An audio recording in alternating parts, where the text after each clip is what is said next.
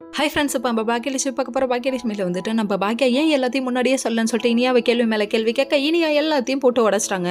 அம்மா இல்லைம்மா சொன்னால் நீ கஷ்டப்படுவேன்னு எல்லாத்தையும் மறைச்சிட்டேமான்னு சொல்லிட்டு ஒவ்வொன்றா புட்டு வச்சிட்டாங்க. அது மட்டும் இல்லைம்மா, இவர் என்ன டிவியில் பார்த்தேன்னு சொன்னது எல்லாமே பொய்யுமா, அதெல்லாம் கிடையாதுமா, இவர் ரெஸ்டாரண்ட்டுக்காக மட்டும்தாம்மா கல்யாணம் பண்ணி கொடுத்தாரு, அது ஒரு விஷயம். ரெண்டாவது விஷயம், யாருமே பொண்ணு கொடுக்கலாமா, அதனால் கொடுத்துட்டாருமான்னு சொல்லி கேட்க என் பொண்ணோட வாழ்க்கை போனதுக்கு யார் காரணம்னு 3 தடவை கேட்குறாங்க. 3 தடவை கேட்டதுக்கு காரணம் என்ன? 3 பேரை சாணியில் அடித்த மாதிரி இருக்கும். யார் யார்? நம்ம கோபி ஒருத்தர், செலியன் ஒருத்தர், நம்ம பாட்டி ஒருத்தர்.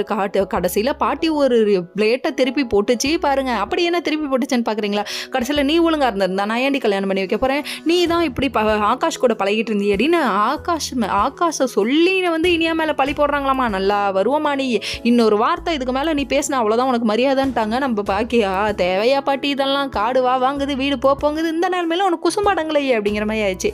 அதுக்கப்புறம் நான் சுதாகர் வீட்டுக்கு போகிறேன்னு சொல்லிட்டு கிளம்புறாங்க. நம்ம கோபி ஒரு பக்கம், நானும் கிளம்புறேன், நீ இனியாவை பார்த்துக்கோன்னு சொல்ல, சரி நானும் வந்து சண்டை போடுறேங்கிறாரு. அதெல்லாம் வேணாம், இனியாவை பத்திரமா பார்த்துக்கோன்னு சொல்லிட்டு அங்கே போகிறாங்க. அங்கே போனாதான் உண்மை தெரிய வருது. சுதாகர் வெளியே வாங்க, சுதாகர், மிஸ்டர் சுதாகர்னு கண்ணா பின்னான்னு கிளிக்கிளின்னு கிளிக்கிறாங்க.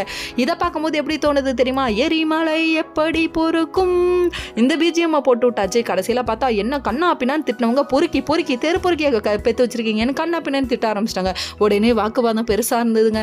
யார் இப்படியே பேசிட்டு இருந்தா எப்படி, யார் பெரிய ஆள்னு அடிச்சு காமிக்க வேண்டாமா, கிளப்புங்கள் அந்த மாதிரி ஆயிடுச்சுன்னா பார்த்துக்கோங்க. பாக்கியா மிரட்டு விட்டு கிளம்பிட்டாங்க. நம்ம கோபி ஒரு பக்கம் காரில் போய் கோவத்தை காமிக்கிறாரு, இங்கே காமிக்க முடியாதுல்ல. Okay friends, next